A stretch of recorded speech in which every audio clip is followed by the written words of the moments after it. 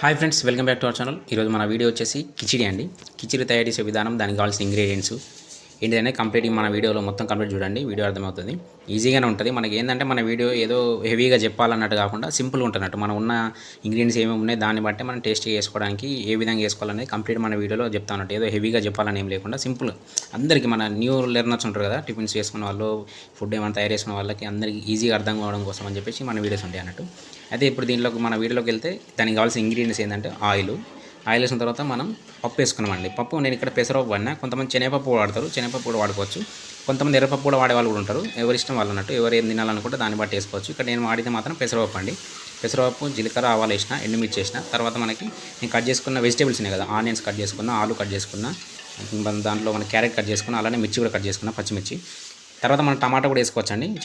Choice అది మన ఇష్టం, వేసుకుంటే వేసుకోవచ్చు, లేకపోతే లేదు. అలాగే కరివేపాకు కూడా వేసుకోవచ్చు. కరివేపాకు లేదు ఇలా, ఇక్కడ కరివేపాకు మనకి టైం మీద దొరకలేదు, కొంచెం తొందరగా చేయాలనేసరికి మన కరివేపాకు దొరకపోయేసరికి కరివేపాకు లేదు. కాకపోతే మీరు కరివేపాకు కూడా వేసుకోండి.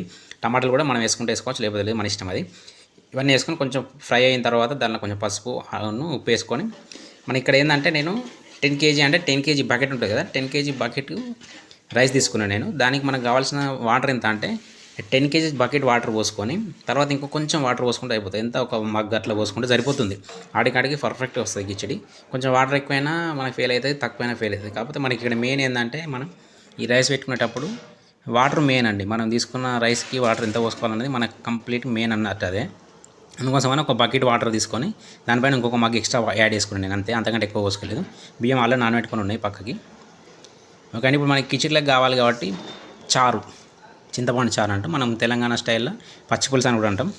పచ్చిపులుసుకి మనం పోపు వేసుకుంటాం. మన పచ్చిపులుసు ఏంటంటే ఈ చారు అనేది కొంతమంది ఎట్లా చేస్తారంటే నార్మల్గా మన ఇళ్ళలో ఎట్లా చేసుకుంటామంటే పచ్చిమిర్చి వేసుకొని కారపొడి లేకుండా అట్లా వేసుకుంటాం. కాకపోతే మనం బయట వేరే దగ్గర వేస్తున్నాం కాబట్టి ఈ ఎక్కువ మొత్తం ఉంటుంది కాబట్టి దానిలో మనం ఏంటంటే పచ్చిమిర్చి లేకుండా కారపొడి యాడ్ చేసేస్తున్నాం అన్నట్టు.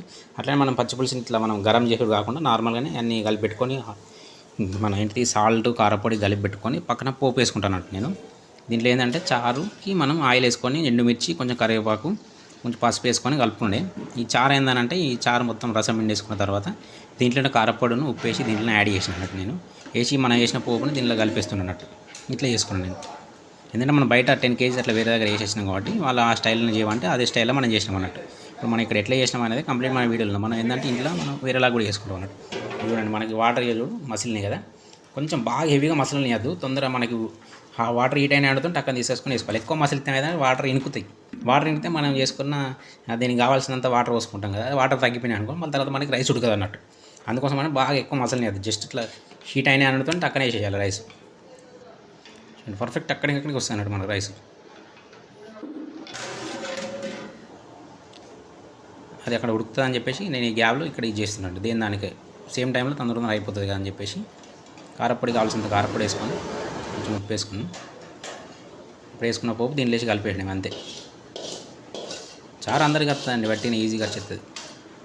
అయిపోయింది అంతే, చారు రెడీ. దాంట్లో కొన్ని ఆనియన్ కట్ చేసి వేసుకుంటే సరిపోతుంది.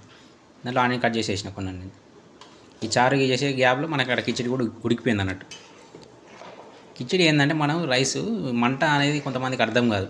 మంట ఎప్పుడు తక్కువ పెట్టుకోవాలి, ఎప్పుడు ఎక్కువ పెట్టుకోవాలి అనేది కూడా చాలామందికి అర్థం కాదు. కొంచెం వాటర్ తగ్గినట్టు అనిపించింది అనుకోండి, మనకి ఆటోమేటిక్గా మనం చిన్నగా చేసేసుకోవాలి. మనం కట్టెల పొయ్యి మీద అనుకున్న వాళ్ళకి ఏంటంటే కింద మంట ఇట్లా అయినాయి కదా, ఇట్లా అయిన తర్వాత మనం ఏంటంటే కంప్లీట్ చిన్న పెట్టేసుకోవాలి. మొత్తం ఈ రైస్ కింద ఫ్లేమ్ మొత్తం చిన్న చేసేసుకోవాలి. రైస్ ఇట్లా ఉడుతూనే మళ్ళీ మంట పెట్టి ఇంకొంచెం వాటర్ ఉన్నాయి కదా అని చెప్పేసి మంట ఎక్కువ పెట్టుకున్నాడు, కింద మాడిపోతుంది, పైన ఉడకదు అన్నట్టు.